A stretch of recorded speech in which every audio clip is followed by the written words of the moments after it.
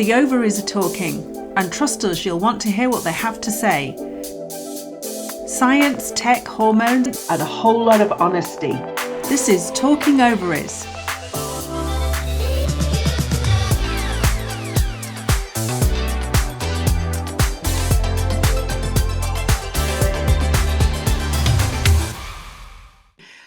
Hi, welcome to Talking Ovaries. This week we're talking about hormones, but with the usual Talking Ovaries flair. So what we're wanting to address is, why are we still using a snapshot in time blood test? And what is a very exciting future of hormone diagnosis and the future for women's health around hormone diagnosis? Excited about this one, Tanya?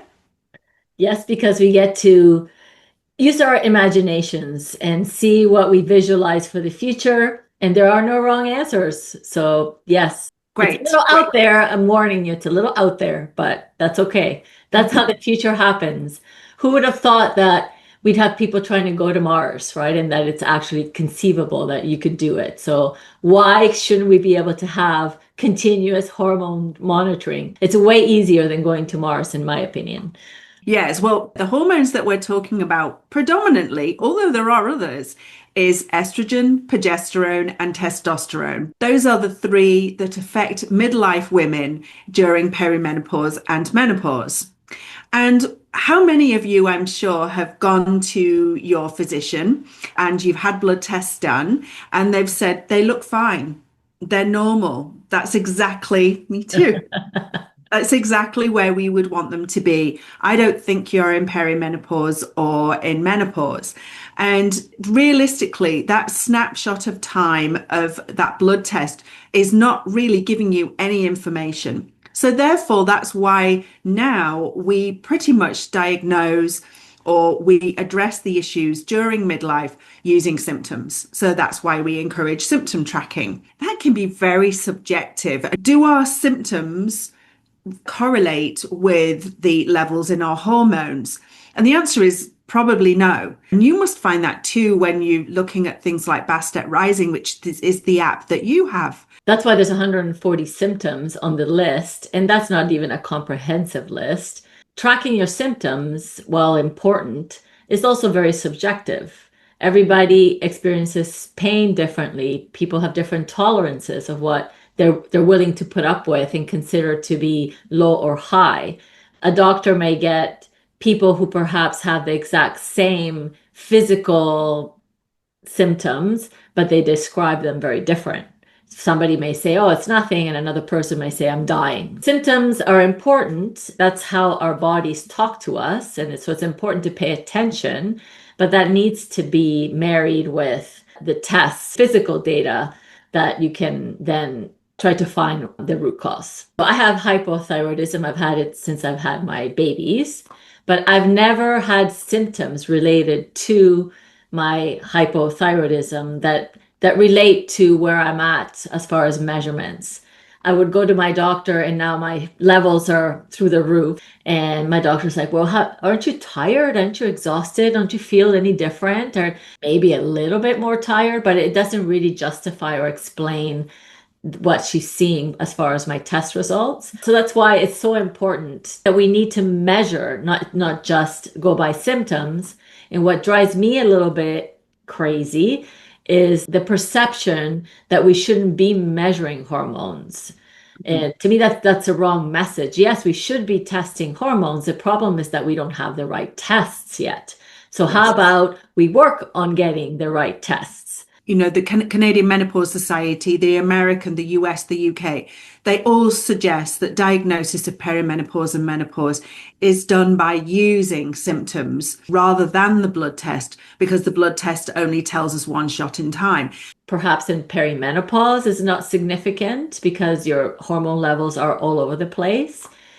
Testing once you're postmenopausal, to me, that would make more of a difference to see if there are some minimum levels that you should maintain. Like, for example, I take testosterone. My levels of testosterone were very, very low before I started taking testosterone. And now my physician just watches that my levels are at a certain bare minimum. I don't think there's agreement in the medical community about what the lowest level should be for testosterone in women or for estrogen and progesterone. But my physician tries to keep me at certain levels. So my tests every 3 months for hormones are giving me important information, but because my levels are now stable. For perimenopause, we need a way to continuously monitor your hormones so you can actually see how it's fluctuating. This really brings to light that where we are today is far from ideal for women's health. And also looking at the fact that every woman is different, her Yeah. symptoms will be different. We do need to think about what levels work for what women. Like you say, your tests can show one thing, but you feel something different. Yeah. I had exactly the same situation with my menopausal hormone therapy, where we did actually do some testing. I was postmenopausal, it was several years ago. My levels were too low. I actually didn't have any symptoms for this. So, for one woman, she may find that her levels are too low and she does feel symptoms again. And for another, it wouldn't be the case. So, what is the future? And this is where we all need to strap on and look at what's happening in the future. Do you want to give us a little bit of a background as to where hormone testing is going and what the future looks like? There are a lot of companies trying to get to continuous hormone monitoring. Right now, most of the focus is on IVF treatments. Because of the declining birth rates, a lot more women are now going through IVF treatments. And the problem with IVF is that, if I oversimplify the process, when a woman is given hormones to grow the eggs, and the way they know that the eggs are ready to be removed is through specific levels of estrogen. So women have to go into the office every day to get a blood test to measure their estrogen level, which is expensive, painful, and it's already such an emotional process. It's just very hard. Mhm. So there are companies working on ways to continuously monitor estrogen. One of the companies that I know is working on this is a company called Imply. They have an implantable device that you can put under the skin, and it tests estrogen levels in your interstitial fluid. So it's not a blood test. It doesn't go into the bloodstream. It's just underneath your skin. And they're having some success. We don't only have to use it for IVF, right? You could use it for anything. I see us perhaps not in the too long distance future walking around with perhaps some of these implantable estrogen devices. Imagine, I think I'm perimenopausal because I'm starting to have problems sleeping, or I'm starting to have some brain fog, or whatever your symptoms may be. Doctor, can you please confirm? You know how we wear heart devices for 1 or 2 weeks to see what our hearts are doing. Let me implant this estrogen monitor underneath your skin, and we can see what your hormones are doing over the next 2 weeks. Wouldn't that be cool? Wowza. Well, I mean, for me, it begs the question. You obviously find that cool and exciting.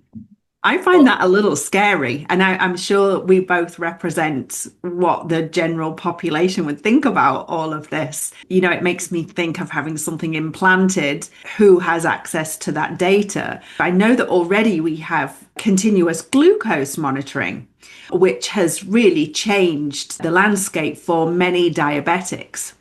I am surprised to see that there is some controversy or people that are against even using glucose monitors to watch how certain things that we eat affects our blood. So I wore a glucose monitor for a full month. I tried two different kinds.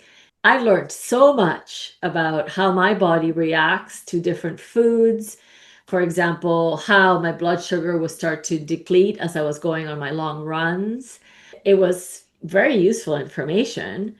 And one of the things that I learned was that, oh, wine doesn't really make my blood spike as much, which was very nice to find out, even though I know wine is not really that good for you anyway. Alcohol is not good for you, regardless of the sugar impact. But I also found out that I used to think that eating popcorn was a healthy snack. And oh my gosh, my glucose levels would just go through the roof from eating popcorn. So I actually avoid eating popcorn now. So I think there's a lot of very useful things that we can learn from these devices. Do you think that that kind of technology could be used as well for midlife women for hormone testing? Oh, absolutely. There are some companies also working on the same concept with a device that has a small needle like the glucose monitors do. The problem and the difficulty with hormones, however, is that the levels are one, they're very low and they're very hard to read, right? So the technology needs to be a lot more complex in order for that to happen. Where with glucose, it's a lot easier to take those measurements. The chemistry and the way to do it is a lot easier as opposed to what it would require for hormone sensing. There is one company who has a patch-like device that can measure estradiol. They're called Prosperity Health. They're out of Caltech. There's a whole bunch of papers and stuff about what they've been able to accomplish. Still a while, I think, before the technology can be commercially available. I'm not even sure, based on what I understand of the technology, whether it's that scalable. It's like having a Ferrari, since we like Formula One. So it's like having the Ferrari type of level technology for something that you're not going to be able to sell to the general public at that level. But again, technology progresses, changes. So we could not just have something underneath our skin, we could have a patch style device that could measure hormones ongoing, which again is very exciting. But I can also see the other side that it might scare you. So tell us a little bit about why these things scare you. I'd been thinking a lot about this. And in fact, there was a book that you'd recommended called Imaginable by Jane McGonigal. I know, I love that book. Which talks about trying to imagine almost the impossible. For me, when I think about an implant, the thing that I would find scary is who has access to that data and how would they use it, particularly in women's health. I sort of think about scenarios as in insurance companies. If they had access to your health data, would they then not insure you for certain conditions? They're already doing that as it is for They do that pre-existing anyway. conditions. Yeah. Yeah. But if they had access to something that said that you weren't looking after yourself, and if I got into an accident one morning where my data showed that I hadn't slept well for the past 2 weeks and therefore my sleep patterns are affecting my driving concentrations, would they then cover, for example, or not cover it? The other thing is, how would governments use this data to limit healthcare spending, to identify certain minority groups? So for me, I'm always worried, and it's you that's given me this. I'm now always worried about where my data's going and who's using my data. And I have to say, there's so much I've turned off on my phone because I'm thinking about who has access to my data. The other thing I'm also concerned about is, are clinicians, healthcare providers ready for this? Yeah. Probably not. I mean, we all know that they aren't still ready for perimenopause and menopause care. So this is really looking at a very negative side of it. And I am fearful about that, but I can see there being distinct advantages to bigger issues like osteoporosis, cardiovascular disease, being the number one killer of women worldwide. If we can start to have some way of monitoring that on a proactive way, then I think that that would be enormously beneficial. Yeah. Your thoughts on that? I can see that you're waiting to say something there about osteoporosis. Yes, the whole thing of how we manage osteoporosis, something that is completely preventable, that we wait until women are cracking their hips in their 70s before we actually test for it, is ridiculous. Estrogen is already the number one recommended treatment for osteoporosis. Imagine if we had this way of actually tracking hormones real time continuously, so that maybe every 3 years we check, you wear this monitor for 2 weeks to see where your hormones are at. But then once your hormones start getting out of whack and you start losing estrogen, do another bone scan. Maybe this is the time that we do some microdosing, enough to protect your bones. The other thing I wanted to add is that aside from the monitoring aspects of having wearable technology that can monitor hormones continuously can do, I feel that that's what we need in order to be able to do the research. Because the other problem is that I don't think we fully understand how the female body works Hmm. and how hormones impact all of our systems. Because we keep talking about that we are a system. We're not a uterus. We're not an ovary. We're not a brain. We are a system. And there's already a lot of evidence that points to that. There's already studies that show that cholesterol and estrogen are interlinked, for example, and other hormones. It would be so great to be able to have a way to monitor real time. If we wanted to treat high cholesterol with microdosing of estrogen, for example, we Yes. could actually study that. Somebody who has high cholesterol, we have somebody being treated with microdosing of estrogen, somebody being treated with a statin, which, as we already know, they weren't originally tested on women anyway. That kind of research still needs to happen. What is Mhm. the relationship between progesterone, testosterone, and thyroid, for example? Because I know Mhm. thyroid has some of the similar symptoms as perimenopause as well, like weight gain and fatigue, for example. We should Mhm. be able to study all that stuff by measuring things real time. And until we have these devices, we are not going to be able to have the proper studies to do that. So, Tanya, I'd like us to have a little bit of fun because we've been talking about a lot of technical information about Yeah. the future of hormone testing. So, what I want us to do, and if you're watching, I'd like you to do this too. I want you to imagine that it is March the 14th. It's Pi Day. Happy Pi Day. It's March the 14th, 2036. And you are a 48-year-old woman. Oh gosh, those heady days of being 48.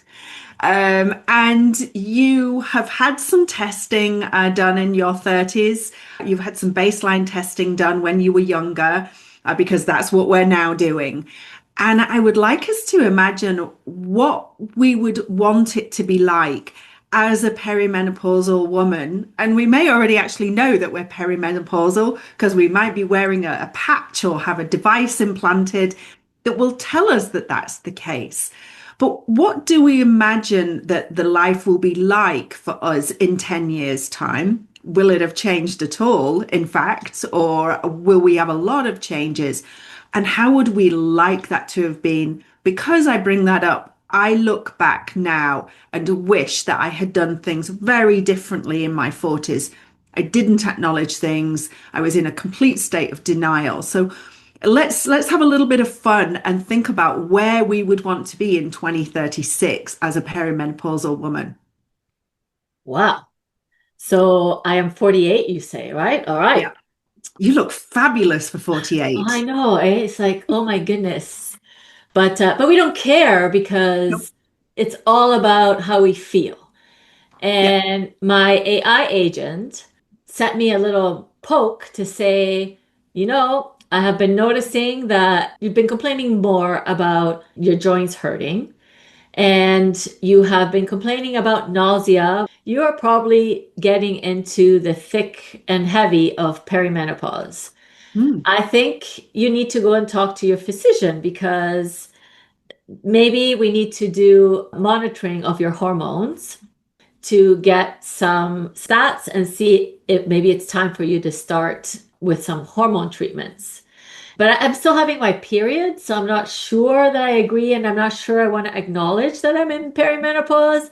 But okay, Mhm. because my AI agent is nudging me that I should be doing this, I'm going to go and see my doctor. And guess what? My doctor has given me a patch and it's monitored my hormones for 2 full weeks. And yes, my progesterone levels have quite changed. And same with my estrogen levels. They're all over the place and very much points to perimenopause. So I am now starting on a very, very microdose level of hormone therapy. So there you have it. I didn't really have a lot of symptoms, but this is preventative care. So now my doctor will just give me some stuff to work with. Mm, okay. That's So really interesting. That sounds like perfect care. isn't that the way it should have been? What happened to you?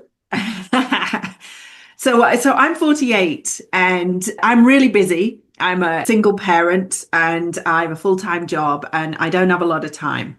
So my AI agent or my wearable or whatever it is that I'm using to monitor my health when I choose to actually look at the data, Would because it be a robot that we have in our house? You know how Elon Musk talks about that you have this robot who's just maybe it goes it does a little scan on you and thinks, Judith, I think you might be perimenopausal. Maybe you need to go talk to your doctor. I'd have unplugged it by then. That robot would have been unplugged. It's probably something that's on my wall It's like a that can, theory kind of thing, maybe. yeah, it's something that's probably on my wall. That's a tablet that's telling me, one, I need to go get milk. One, I need to get some dog food. Two, And you need to go see your doctor. two, so milk, dog food. The sprinklers are not coming on in the garden. And also, Judith, you're sleeping really badly right now, and your periods are irregular. And have you not noticed that when you're walking, you're not walking very far? And you need to go to the Women's Centre here in Calgary, who deals with all kinds of women's health. You're not going to a GP anymore. You're going to something that's specific for you. And even my little panel on the wall says, I know that that clinic has an appointment available at 3:30 this afternoon after you've finished work. So you're going. Yes, yes, totally agree. Okay, you're liking But this so how far. does the panel know that you're not sleeping? Does it are you wearing a watch? Like, like I wear my Garmin and it's telling me my sleep hasn't been great lately. So are you wearing some kind of device No, to I have monitor? a pair of stylish Oh, earrings. I yes. have multiple pairs of stylish earrings that are pierced into my ear, and I don't mind having that kind of a piercing. I'm not sure I'd want something implanted under my skin, but I have several pairs of stylish earrings. Or I have a little patch behind my ear that monitors my sleep. I'm able to look at all of these things. See, But I and prefer the inner ear one. I find it's more accurate than the earrings because it's right by blood vessels in your inner ear. Yeah, but the earrings work too. The earrings work. It's whatever you prefer, right? okay, so I've got my stylish earrings in. They're telling me everything about my life. And these earrings actually buzz when I go past the pet food store to tell me that I need to go in there to get pet food. Can you imagine? I mean, everything's being Does it organized. buzz when there's a good-looking man around too? You can do that Yes, too. my stylish AI earrings buzz. But and I can set them to buzz in certain ways. But anyway, so I then go to my women's clinic and they say, "Hey Judith, great to see you. We've got your stats all through from your AI agent, and we think you might be perimenopausal." And we also have some other stats that have shown that you've been spending a lot of time in front of your computer and your eyes are a little bit dry. And you know what? When you last went to your dentist, he noticed that you've got some gum recession because your mouth is dry. We've also noticed that there's not been an awful lot going on with your partner. Oh, This is are really they going to be unimaginable. tracking your sex life? Are you okay with that? No, I'm not. I'm not. But it might be something that is unimaginable, but it might be something that would happen. Or we've noticed that when you're going to the bathroom to empty your bladder, that you have a real sense of urgency about that. Your stress levels are going up. And so therefore we think you might have some genitourinary symptoms of menopause. And all of these things, I wouldn't even have to think about. My AI agent, my vibrating earrings, are all going to be monitoring what's going on for my overall health. Actually, They our can, toilets are going to be measuring all kinds of things from your stools and from your urine. Will you be able to pick up whether you have a UTI or something else going on with your body, it'll be all tested right there in our toilets. Just like they test COVID, right? What was coming out into the Yes. water system. Yes. I believe we will have these toilets that can pick up all this stuff in 2036. So yeah, Okay. it would have gone straight from your toilet into your AI agent to your provider. I like that. Okay. AI toilets. That's we're going to have to do some work on that. So they've already ascertained that my sex life isn't great. I'm perimenopausal. I've been to my dentist, but they're also telling me that Judith, we've also noticed that you've been really stressed during work hours, and when you're coming home, you're maybe not sleeping so well. So your blood pressure is starting to increase too.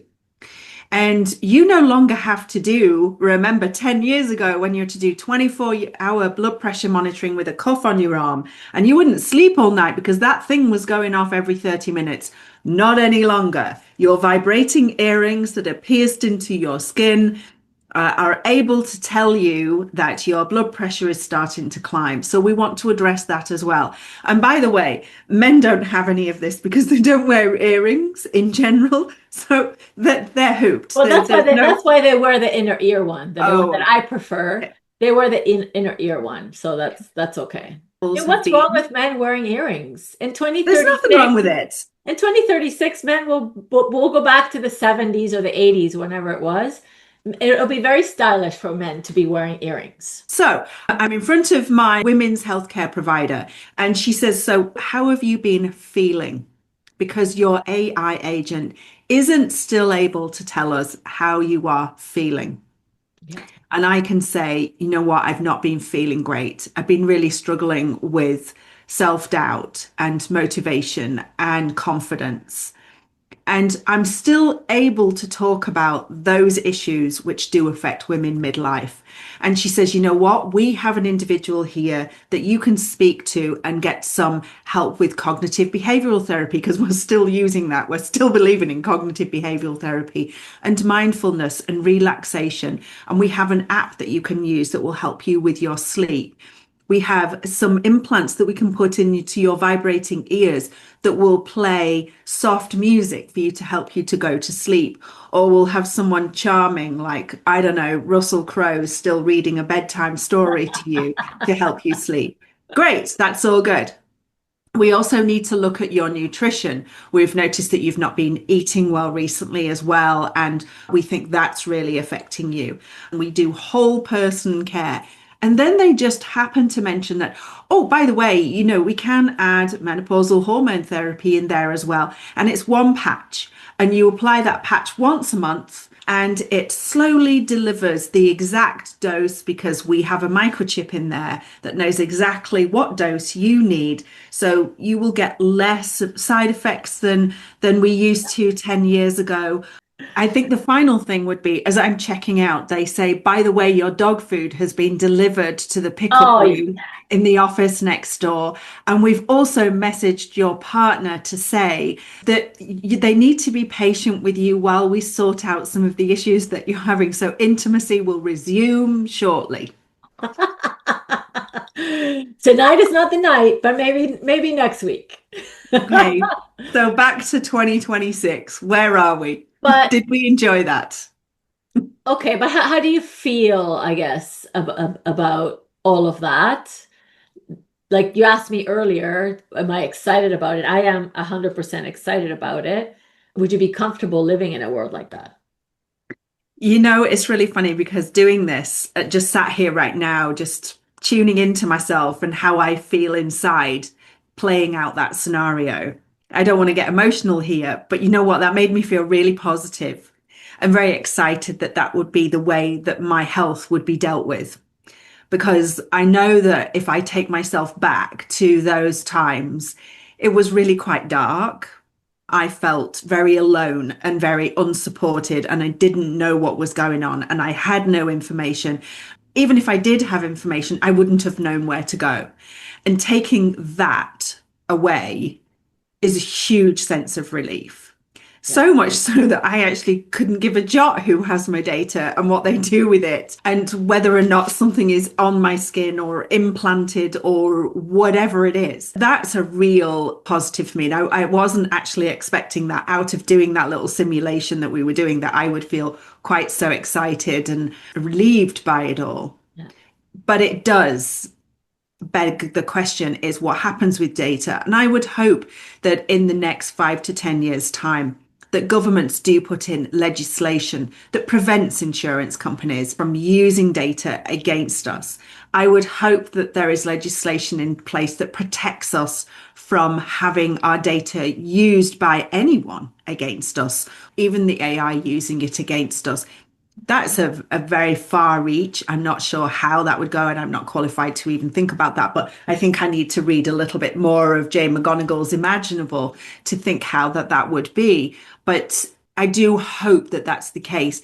If it isn't, that model can't work. What we've both just simulated can't work without there being some safety nets and structure behind it. I mean, I think about today, I mean, our data is used against us today anyway, right? Mhm. Insurance companies won't cover you today if you have a pre-existing condition. Mhm. Now, you can claim ignorance of them now. In the future, you won't be able to claim ignorance because I think the data will be there to show, oh, this person already has this condition and that condition.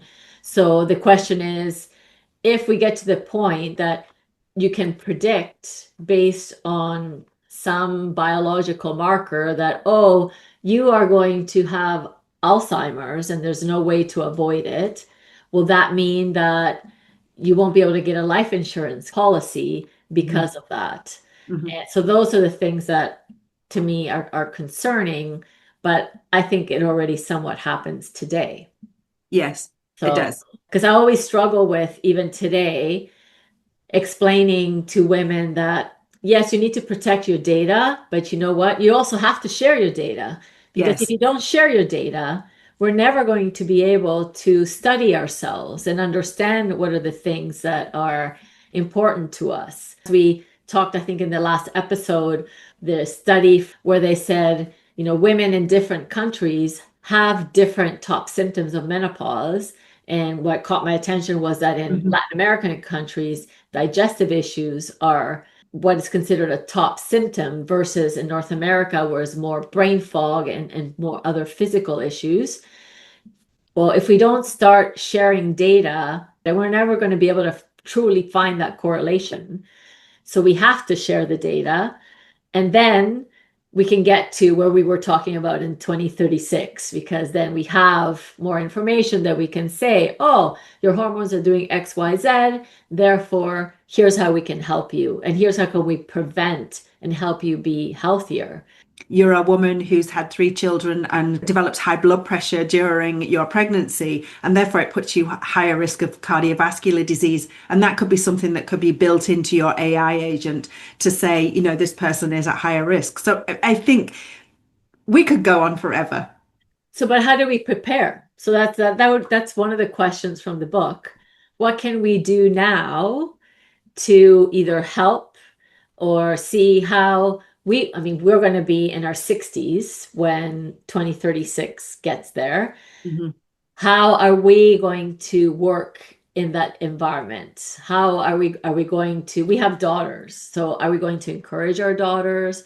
Are we going to tell them not to share their data? Are we tell them to avoid? Like, what role do you see yourself playing, and what are you going to do differently now, maybe in preparation for what 2036 could look like? Well, hopefully we'll both be still talking ovaries by then Oh, yes. and still doing our bit for the cause. I think it's continuing, just doing like we are now, is advocacy, continuing to encourage women to advocate for themselves. We won't be wearing bras by then either, so we won't be having to be bra burning feminists. So I look forward to that time very much so. But I think it's just continuing to advocate in lots of different levels, political, society, health, and then from our own homes. And I think we just need to continue to do this.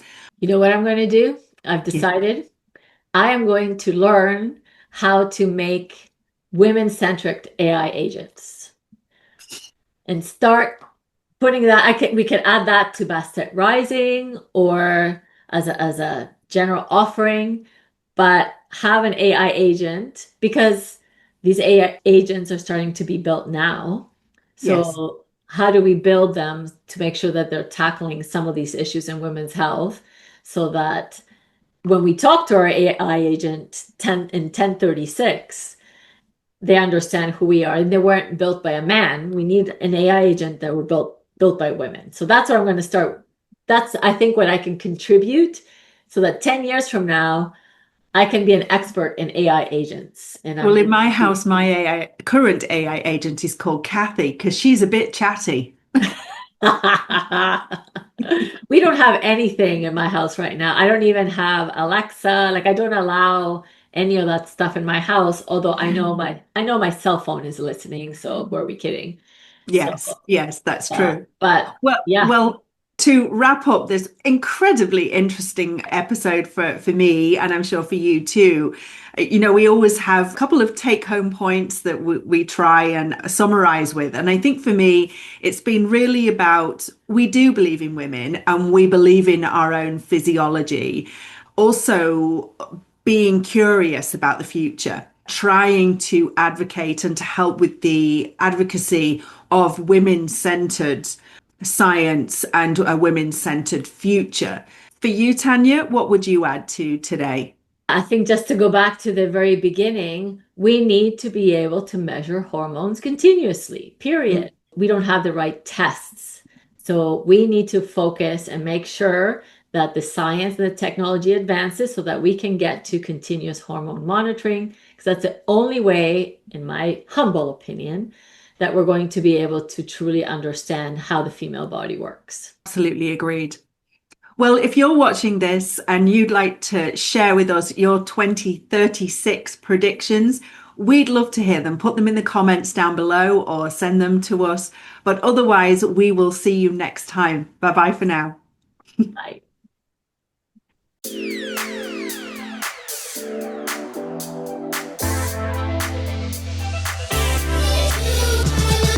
Talking Ovaries is here for information and empowerment, but not medical advice. We recommend discussing all aspects of your health with your healthcare provider. If you'd like to be part of Talking Ovaries, hit the like and subscribe button along with the notification bell. Or you can show us some love by writing us a review and sharing this episode with the people in your life. Talking Ovaries is written, created and produced by Tanya, Lindsay and Judith Pringle. You can stay up to date with the Talking Ovaries by signing up for our newsletter and following us on Instagram, Facebook and LinkedIn. We read every review and email. This material is protected by copyright.